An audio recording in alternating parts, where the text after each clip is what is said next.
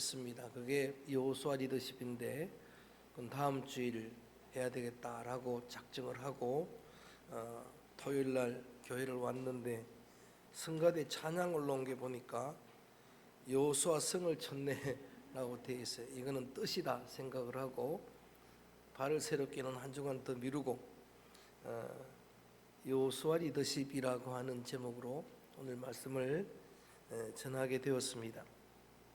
기도자도 기도했던 것처럼 대선을 앞두고 있는 그런 상황이기도 하고 또 러시아 푸틴이 우크라이나를 침략한 그런 현장들을 들여다보면서 푸틴 같은 그런 괴물 리더십 한 사람의 악영향이 얼마나 무섭고 또 지대한가 이거를 실감한 그런 오늘 상황 속에서 리더십의 중요성은 아무리 강조해도 지나치지 않다라는 생각을 한 것입니다.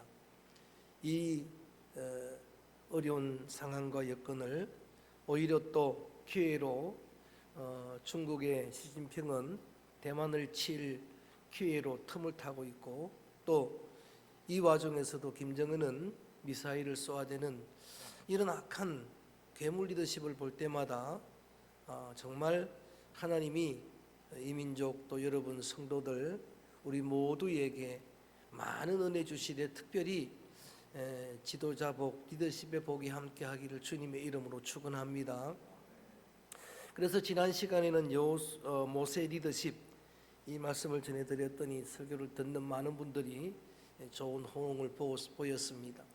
정말 모세 같은 위대한 지도자로 그렇게 도전을 받았다고 하는 목회자들 또 제 후배 지금 장로님 되신 그런 분들이 그런 피드백을 보내왔는데 오늘 여호수아도 그 못지않는 정말 위대한 리더십을 발휘한 지도자였습니다.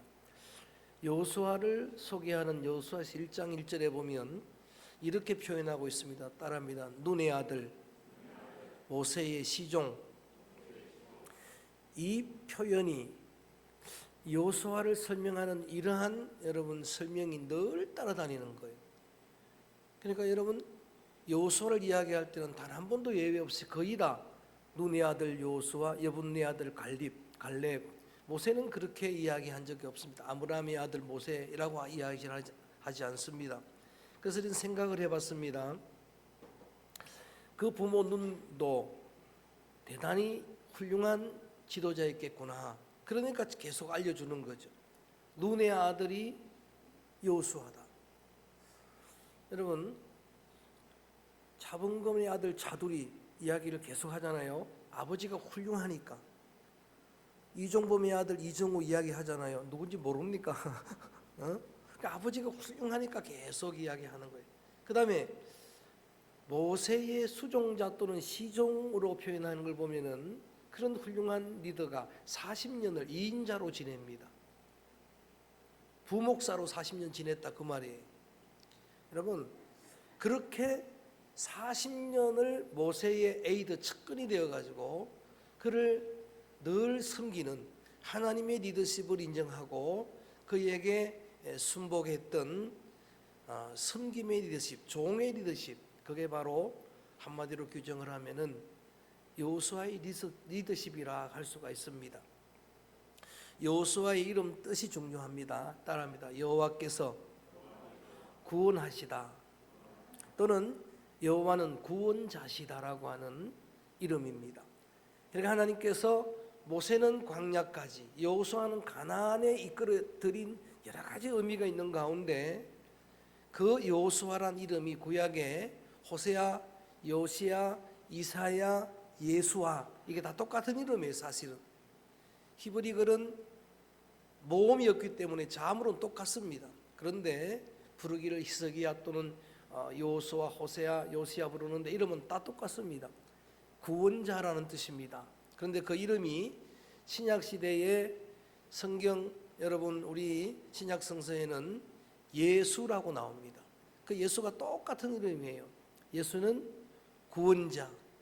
그러니까 율법은 가나안 하나님의 약속의 땅에 들어가지 못하게 하는 모세는 율법이니까 그걸 로마서에서 바울이 그렇게 설명을 하고 있습니다. 구원은 오직 누구요? 예수 그리스도. 예수 그리스도의 가장 선명한 그림자 한 사람을 이야기하라면 모세도 위대한 그림자였지만 가장 선명한 그림자는 누구다? 여호수아. 오늘 무조건 여호수아 그러면 돼요. 누구라고요? 여호수아. 여호수아는 그런 위대한 지도자였습니다. 오늘도 조금 복잡하지만 여호수아가 리더십을 발휘한 부분을 찾아가면서 그렇게 점검을 해보는 시간으로 삼으려고 제일 첫 번 본문은 우리가 함께 놔두었던 출애굽기 17장 9절입니다. 한번 읽어봅니다. 17장 9절 말씀 소리내서 한번 읽어봅니다. 시작. 모세가 여호수아에게 이르되 우리를 위하여 사람들을 택하여 나가서 아말렉과 싸우라. 내가 내일 하나님의 지팡이를 손에 잡고 산 꼭대기에 서리라. 아멘. 여러분 잘 아시는 대로 이 본문은 이스라엘 백성들 광야길에 첫 원수였던 아말렉과 전쟁 일어났을 때잖아요. 지금 전쟁 일어난 상황을 볼 때 한번 이렇게 상상을 해보세요. 전쟁이 일어났습니다. 일어났는데 당시의 리더십 모세가 전쟁에 나가질 않습니다. 그리고 여호수아 2인자에게 명령을 합니다. 네가 백성들과 함께 나가서 싸우라. 나는 산으로 올라가겠다. 나는 산에 가서 그냥 기도하겠다. 그때 여러분 아멘 하기가 쉬울까요? 그때 여러분 아멘 그러고 전장에 나가기가, 우크라이나의 전 대통령도 소총을 들고 전장에 나가더라고요. 대단한 민족이에요. 그런데 푸틴은 앉아서 지금 명령만 하는 거예요. 근데 여러분 거기에 그 모세의 명령에 하나의 변명도 이유도 없이 순종하는 그거를 섬김과 비슷하지만 저는 순종의 리더십이다. 그렇게 하나님의 권위에 절대 복종하고 하나님이 세운 리더십에 복종하는 순종의 리더십인데, 그렇게 해서 물론 모세가 산에 올라 기도한 기도의 소리 근본 승리의 동력이었지만 실제로 물리친 사람은 누구예요? 여호수아가 이긴 거예요. 여호수아가 전쟁에서 승리를 했습니다. 그리고 나중에 계속 여호수아 이야기를 읽어보다 보니까 그때의 전쟁의 성전의 그런 경험은 대단한 중요한 역할을 합니다. 한 번도 패전을 하잖아요. 우리 아이성 전투 외에는 실패를 하지 않습니다. 야간 이런 순종의 리더십도 우리가 소중한 리더십으로 살펴볼 수 있는 내용이요. 그 다음에 민수기 14장으로 넘어갑니다. 민수기 14장 역시도 우리가 함께 살핀 말씀인데 9절을 읽어볼까요? 민수기 14장 9절 말씀 큰 소리로 함께 읽어보도록 하겠습니다. 시작. 다만 여호와를 거역하지 말라. 또 그 땅 백성을 두려워하지 말라. 그들은 우리의 먹이라.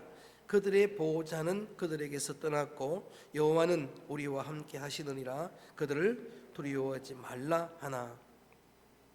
이 역시도 아시는 대로 정탐꾼으로 모세에게 순종하고 다녀온 여호수아 갈렙 이야기인데 10명의 정탐꾼들이 다 부정적인 평가를 합니다. 그 땅은 아름다운 땅이지만 강한 족속이라, 그들에 비하면 우리는 메뚜기라고 그런 열등의식에 빠져있는 상황인데 여호수아만큼은 이렇게 이야기합니다. 하나님이 우리와 함께 하시면 넉넉히 이깁니다. 할렐루야.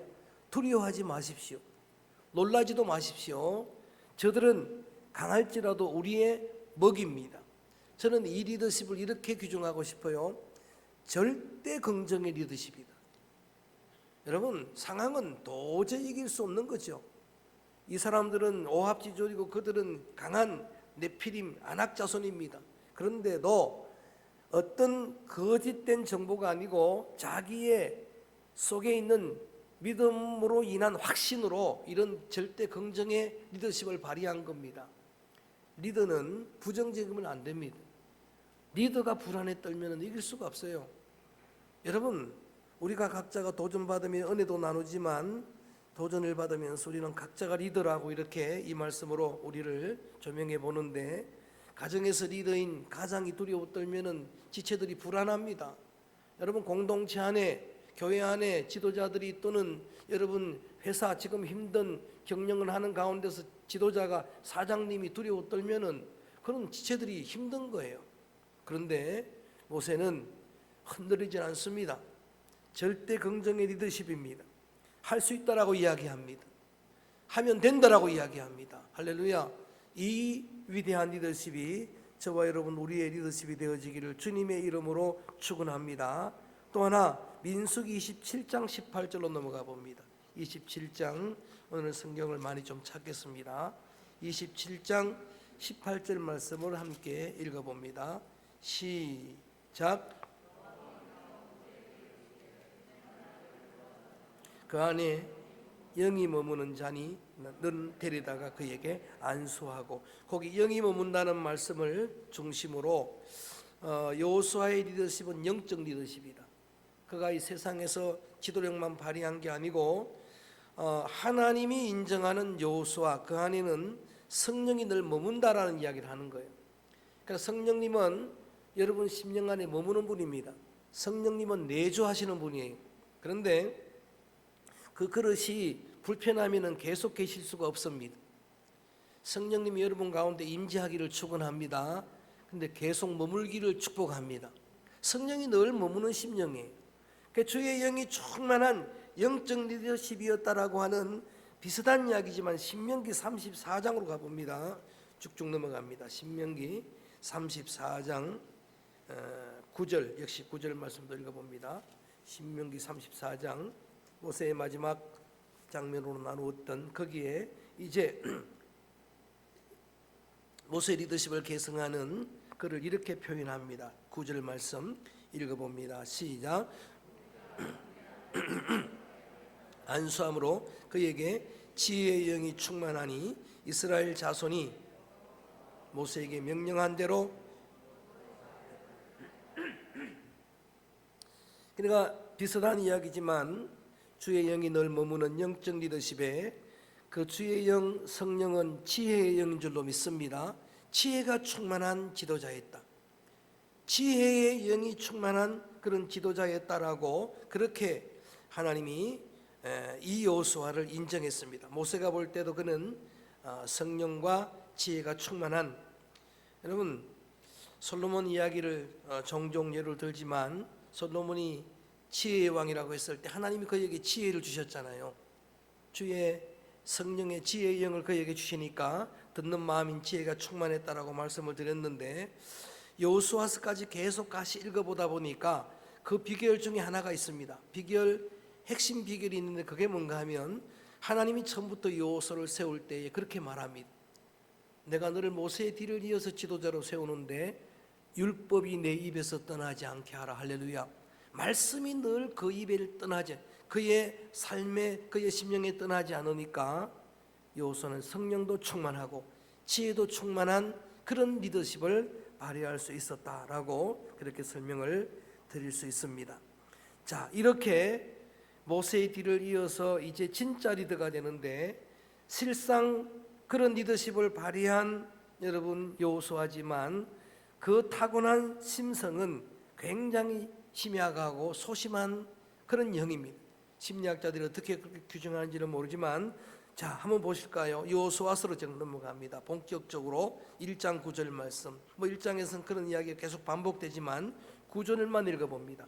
9절 말씀 소리내서 시작. 내가 내게 명령한 것이 아니냐? 강하고 담대하라. 두려워하지 말며 놀라지 말라. 내가 어디로 가든지 여호와가 너와 함께 하느니라 하시니라. 아멘. 우리 한번 따라 할까요? 강하고 담대하라.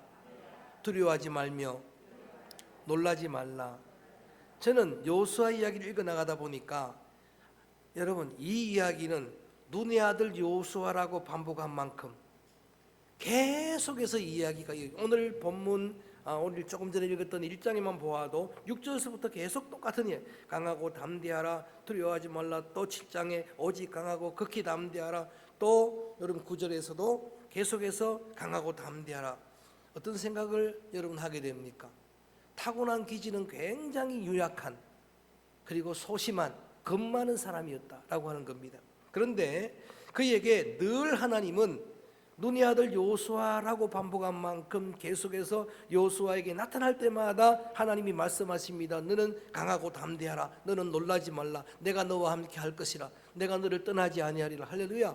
이 위로의 격려의 말씀을 계속 듣는 사이에 타고난 기질은 소심한 두려움 많은 그런 심리였지만은 여러분 이 그 마음에 있는 새가슴 같은 두려운 마음이 하나님의 말씀의 힘으로 바뀐 거예요.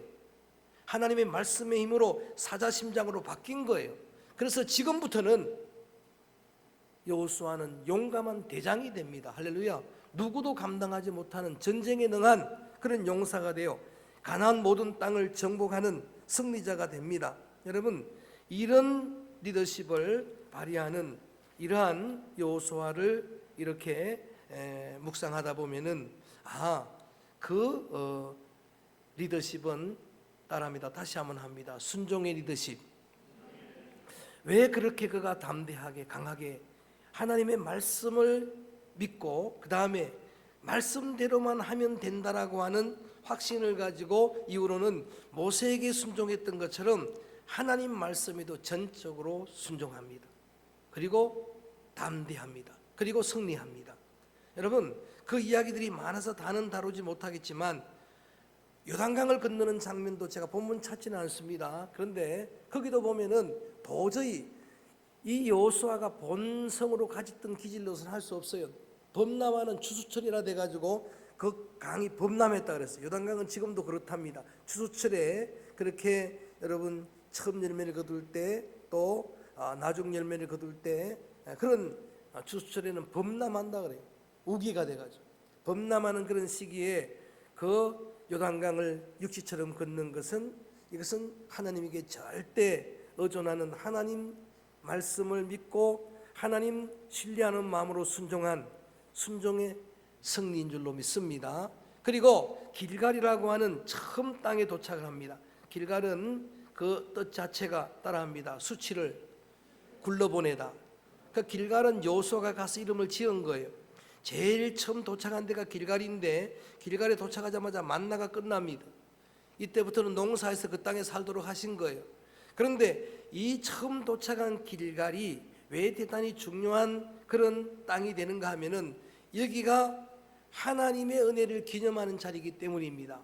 특별히 여기는 이 길갈이라고 하는 이런 곳은 하나님이 그동안에 애굽의 수치도 다 굴러보냈고 이제는 새로운 시대를 열어갈 것이고 거기에는 뭐가 있었느냐 하면은 요단강을 건너올 때에 하나님께서 요단강 속에 있었던 돌 12개를 각 지파마다 하나씩 가지고 와서 기념돌을 세우라 그랬어요. 기념돌을 세웠는데 그 하나님 말씀을 순종하는데 이 기념돌을 왜 세우라고 말씀하셨는가 하면은 이스라엘 백성들은 이런 민족입니다. 이런 백성입니다. 그 12돌은 이스라엘 백성 12지파를 상징하는 거예요. 물속에 돌이 빠지면 어떻게 됩니까? 완전히 죽는 거죠. 빠지는 건데 거기서 건져냈으니까 이 하나님의 구원을 잊지 말라는 이야기. 그래서 오고 오는 세대가 물으면 이 돌의 의미가 무엇인가 물으면 그 이야기를 꼭 하라고. 원래 강 속에 있던 돌인데 끄집어냈다는 거예요. 할렐루야. 그거를 늘 기념하는 여러분 이러한 리더십이었는데 한번 찾아볼까요? 여호수아 4장 7절에 보면 그 기념돌을 세웁니다. 여호수아 4장 7절 읽어봅니다. 여호수아 4장 7절 말씀 시작. 그들에게 이르기를 요단물이 끊어졌나니 곧 언약궤가 요단을 건널 때에 요단물이 끊어졌으므로 이 돌들이 이스라엘 자손에게 영원한 기념돌이 되리라 하라 하니라.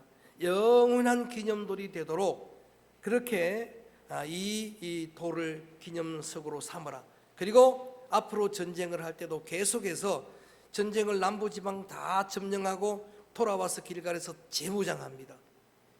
이 여러분 길갈은 그의 처음 믿음이 되는 거예요. 거기서 다시 정비하고 기도하고 하나님께 묻고 또 출전하고 중부지역을 정복하고 북부지역을 이렇게 할 때마다 전부 길갈로 돌아와서 했던 이러한 리더십을 발휘한 그런 곳인데 저는 이 역시도 하나님 앞에 요단강을 걷는 것처럼 기념돌을 세우는 그 명령도 순종한 순종의 리더십이었다라고 말씀을 드리고, 또 하나 비슷하지만 5장 2절 넘어가 봅니다.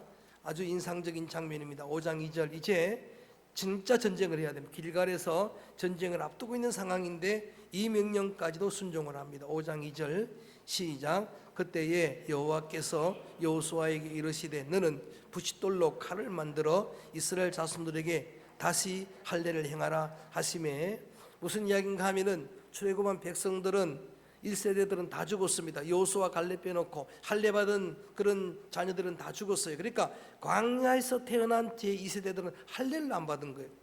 이스라엘이 성민의 증거가 뭡니까? 할례입니다. 지금은 의미가 없지만은, 그런데 여러분, 이제 정복 전쟁 7 족속을 몰아내야 되는 전쟁을 앞두고 있는데 하나님이 또 어려운 명령을 하시는 거예요. 전쟁에 참가할 수 있는 20세 이상 남자들을 전부 할례를 행하라는 거예요. 할례 뭔지 아시죠? 그것도 돌로. 세겜과 여러분 그 전쟁할 때 보게 되면은 그렇게 야곱의 아들이 이 세겜 족장을 쏘게 가지고 할례 받도록 만들어서 다 죽이잖아요. 할례를 받으면 전쟁에 나갈 수가 없는 거예요. 근데 여러분, 전쟁을 앞두고 할례를 행했다. 저는 이것은 절대 의존 신앙이 없으면 할 수가 없어요. 우리는 이렇게 전혀 할 수 없는, 다 잘라버리는 그런 인생이지만, 그래서 다 비슷비슷한 이야기지만 또 이렇게 이름을 붙입니다. 따라합니다. 절대 의존. 여호수아의 리더십은 하나님을 절대 의존하는 리더십이에요. 오늘 주제들이 많은데 여하간 그런 어떤 우리 여호수아의 리더십도 함께 나누었고, 또 오늘 우리 성가대가 찬양대가 찬양한 그 내용도 안 점검할 수가 없어서 한번 6장 3절 봅니다. 역시 여리고성 큰 성 난공불락의 석을 무너뜨리는 힘 있는 찬양으로 이미 설교는 다 했어요. 보니까 그때 선포한 그 찬양이 기도자의 기대대로 선포가 되어버렸어요. 그러니까 여호수아 점령한 이야기는 더 크게 다루질 않습니다. 그런데 거기에서도 마찬가지로 절대 의존하니까 이런 순종도 가능했는데 이런 승리를 하나님이 주신 거예요. 6장 3절 말씀 크게 한번 읽어봅니다. 여리고성은 그렇게 찬양대의 찬양처럼 무너진 거예요. 6장 여러분 3절 말씀 소리내 읽어봅니다. 시작.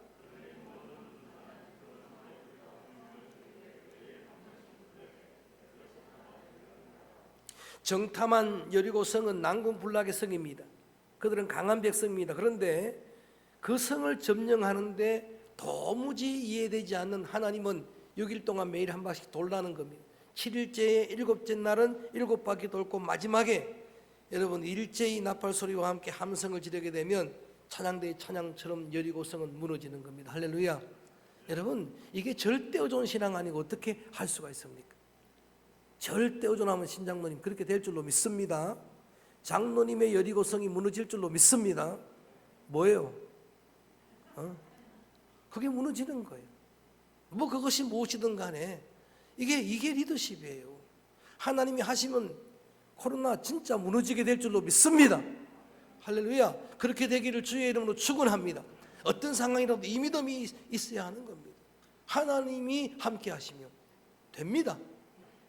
이게 여호수아의 리더십이었어요. 또 하나 제가 쭉 읽으면서 은혜 받은 감동받은 부분이 그런 탐욕도 믿음도 있었습니다만은 신실한 리더십이에요.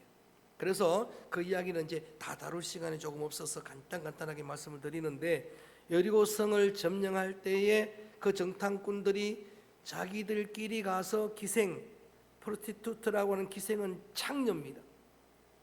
창녀 기생 나합과 그렇게 조약을 맺어왔어요. 그렇게 서로 서약을 맺어왔는데 그거를 철저하게 세밀하게 다 지킵니다.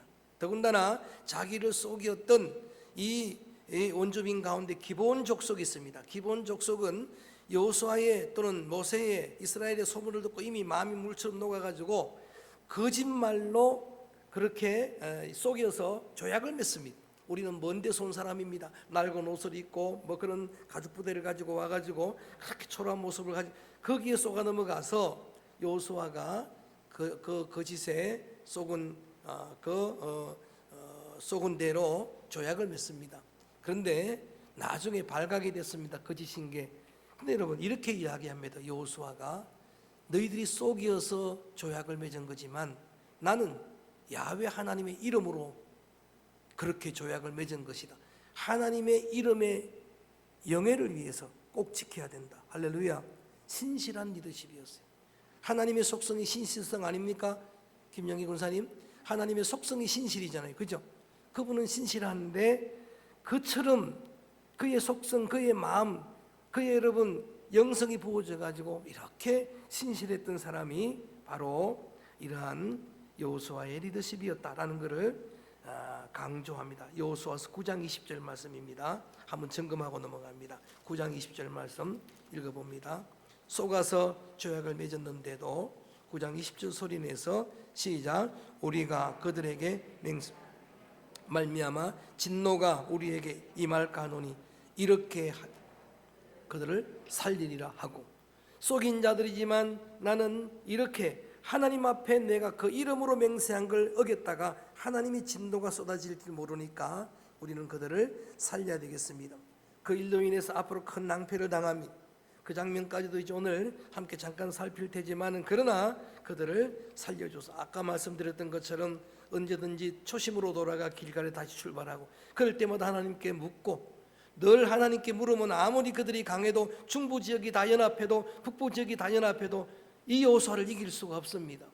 하나님이 그럴 때마다 이렇게 말씀하시니까 그들을 너희 손에 넘기리라. 그러면 이기는 거예요. 그런데 여호수아도 가끔은 실수를 하게 되는데, 그게 아이성 전투인데 너무 작은, 이름이 그 아이처럼 너무 작은 시시한 여리고 전쟁에서 성전한 그 기분으로 가지고 기도를 하지 않습니다. 그 성경은 일부러 밝혀주고 있어요. 여호수아가 그때는 묻지 않았다, 기도하지 않았다, 패전을 합니다. 물론 아간의 죄도 있었습니다만, 여러분 기본과 이렇게 거짓 조약을 할 때도 성경은 일부러 밝히고 있어요. 하나님께 묻지 않고 했다, 그렇게 밝히고 있어요. 그거를 실패를 거울 삼아서 그는 늘 하나님께 묻습니다. 여러분 그 외에도 여호수아가 그 하나님이 모세의 뒤를 이어서 그 지도력 리더십을 계승할 때 목적이 있었습니다. 그게 뭡니까? 땅을 정복하고 하나님의 법대로 백성들에게 나누어주는 겁니다. 공정하게 나누어주는, 땅을 분배하는 그런 사역들도 복잡하게 이어지는데 보면은 늘 그렇게 이야기합니다. 누가 봐도 합리적으로, 누가 봐도 어떤 의문을 갖지 않도록, 그래서 하나님 존전에서 그들에게 나누어 주었다. 너희들이 그림을 그려면 하나님 존전에 내가 제비를 뽑겠다. 그리고 그런 나누는 과정에서도 다 의견을 수용하는 거예요. 포용의 리더십입니다. 수용을 다 하는 겁니다. 자, 갈렙 이야기, 혹시 갈렙 리더십으로 설교하게 될지도 모르겠는데, 여러분 갈렙은 85세 돼서 이렇게 이야기합니다. 나는 정탐꾼으로 갔다가 이렇게 복을 받아서 이런 좋은 땅을 약속받았다. 그렇지만 내가 지금 85세인데 40대 될 때도 나는 힘이 있었지만, 놀랍게도 저는 이 갈렙을 보면서 충격을 받았어요. 80이 된 할아버지가 이렇게 이야기하는 거예요. 나 40대처럼 힘이 있다. 할렐루야. 나는 싸움에 능하다 말이야. 그러니까 나는 좋은 땅 필요 없습니다. 제일 안 좋은 그런 산지를, 힐 칸트리를 나한테 달라고 그렇게 이야기하는 거예요. 그랬더니 여호수아는 그대로 받아들이는 거예요. 그 힘든 자신의 동력자, 제 넘버 3 아닙니까? 평생을 동력했던 그가 이야기하는데, 야, 안 된다, 그건 힘들다, 너는. 그렇게 말하지 않고 받아들였을 뿐만 아니라 이번에는 욕심을 내는 한 족속이 있습니다. 요셉이 우선 에브라임과 므낫세. 에브라임은 여러분 12지파 중에 가장 번성한 지파예요. 왜냐하면 야곱이 그렇게 축복을 했잖아요. 야곱이 에브라임, 요셉의 둘째 아들인데도 오른손을 얹고 하나님의 뜻을 따라 축복하잖아요. 그러니까 에브라임이 창성이라는 뜻이잖아요, 이름이. 그러니까 번성을 하다 보니까 숫자가 많아진 겁니다. 그걸 또 여호수아에게 가서 제안을 하는 거예요. 여호수아여, 이렇게 분배한 땅으로는 부족합니다. 우리에게 분배된 땅 이것 가지고는 모자랍니다. 그래서 여호수아가 이런 이야기를 합니다. 그렇다면 저 갈렙처럼 산지 가져가라, 더 많이 가져가라 하니까 또 욕심을 내는 거예요. 산지는 저한테 쓸모없습니다. 그거 가지고 안 됩니다. 저 평지에 그런 정말 무장한 그런 철병거들이 있는 저 땅을 우리가 가져야 되겠습니다 하니까, 그때에 여호수아가 이런 이야기를 합니다. 너희들이 숫자가 너무 많으니까 합리적으로 볼 때 맞는 이야기다. 가져가긴 하되 그 땅은 안악 자손이 있고 무장한 철병거가 있는 땅이니까 너희 힘으로 정복을 해 가져가라. 합리적으로 수용을 하고 이렇게 하는, 뭐 그 외에도 리더십이 많지만 천하의 그런 여호수아도 말씀 마칠 때가 됐으니까 정리를 해야 되겠죠. 임종 때가 다가온 겁니다. 자, 그래서 오늘 본문으로 돌아갑니다. 24장, 여호수아서 24장. 여호수아서 24장이 마지막 장입니다. 마지막 장인데 24장 15절 말씀 읽어봅니다. 여호수아가 이제 나이가 들어서 그도 임종을 앞두고 있는데 가나안 땅을 정복하고 땅을 다 나누어주고, 저기까지는 제가 아직까지 통독을 하지 않았는데, 여러분 그런 상황 가운데 조금 전에 말씀드렸던 기브온 족속을 남겨두었고 7개 족속을 다 몰아내지 못했습니다. 야간 하나님의 명령대로 못한 거예요. 그 다음에 여부스 족속도 남깁니다. 또 어떤 지파들은 그 사람들이 또 요구한다고 또 남겨둡니다. 자, 야간 다 몰아내지 못한 그 일로 인해서 큰 걸림돌이 돼가지고 이스라엘 백성들이 가나안에 정착하고 우상을 섬기기 시작하는 겁니다. 우상을 섬기게 되는 거예요. 그러니까 하나님 섬기는 백성들이 우상을 섬기니까 여호수아가 너무나 답답한 거예요. 그래서 여호수아가 그렇게 하면 안 된다. 양다리 걸치는 건 안 된다. 양다리 안 좋잖아요. 그러니까 하나님도 섬기면서 이 사람들은 또 우상도 섬기니까 둘 중에 하나를 선택하라. 둘 사이에 더 이상 머뭇거리지 말고, 그러면서 결단을 요구합니다. 그게 이제 마지막 장면, 이 여호수아가 백성들의 보여준 리더십입니다. 15절 말씀 한번 크게 읽어봅니다. 이렇게 말합니다. 시작. 너희에게 좋지 않게 보이거든 너희 조상들이 강 저편에서 섬기던 신들인지 또는 너희가 거주하는 땅에 있는 아모리 족속의 신들이든지 너희가 섬길 자를 오늘 택하라. 오직 나와 내 집은 여호와를 섬기겠노라 하시니. 여러분 보세요. 지금 마지막 한마디 무슨 이야기입니까? 이렇게 중간에서 머뭇거리고 양다리 걸치고 하나님을 섬기는 그들이 저 옛날 그때 섬기던 우상도 섬기고 지금 몰아내지 못한 그들에게 영향받은 우상도 섬기니까 이게 잘못됐다는 거예요. 둘 중에 하나를 선택하라는 겁니다. 중간에서 머뭇거리지 말고 둘 중에 하나를 선택하는데 지도자가 본을 보이는 겁니다. 뭐라 그럽니까? 나는 내 집은 하나님만 섬기겠노라. 할렐루야. 이게 얼마나 큰 영향력인지 몰라요. 지도자가 변함이 없이 하나님만 나는 믿겠습니다. 저는 이런 지도자가 나왔으면 좋겠습니다. 할렐루야. 하나님만 나는 섬기겠습니다. 내 집도 그렇게 하겠습니다. 수신제가 지국평천 아닙니까? 가정을 잘 돌보고 자녀들의 믿음을 돌보고 우리는 온 가족이 하나님만 섬기겠습니다. 예수만 섬기는 우리 집, 여기가 우리의 낙원이 될 줄로 믿습니다. 이 영향력을 보인 거예요. 자, 그 결과입니다. 오늘 본문 딱 한 절 읽었는데 그 결과가 바로 여호수아서 24장 31절입니다. 이걸로 클라이막스로 오늘의 말씀을 마무리하도록 하겠습니다. 시작. 이스라엘이 여호수아가 사는 날 동안 장로들 곧 여호와께서 이스라엘을 위하여 행하신 모든 일을 아는 자들이 사는 날 동안 여호와를 섬겼더라. 아멘. 마지막은 이렇게 장식하고 있습니다. 이렇게 그 중간에서 머뭇거리던 백성들이 결단하는 여호수아 그의 가족들 그 선한 영향력으로, 여러분 온전히 그들이 여호수아가 사는 날 동안 아직은 리더십을 발휘할 만한 그들이 있는 동안에 하나님만 섬겼더라라고 하는 결론입니다. 여러분 최고의 리더십은 이런 강력한 영향력입니다. 선한 영향력입니다. 어쩔 수 없는 영향을 끼치게 되어 있어요.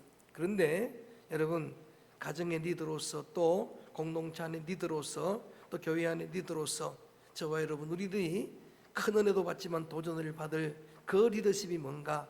나로 인해서 모든 백성들이 하나님 잘 믿었으면 좋겠습니다. 할렐루야. 나 한 사람 때문에 온 가족이 예수 잘 믿으면 좋겠습니다. 나 한 사람 때문에 내 목장 식구들이 예수 잘 믿으면 좋겠습니다. 아멘.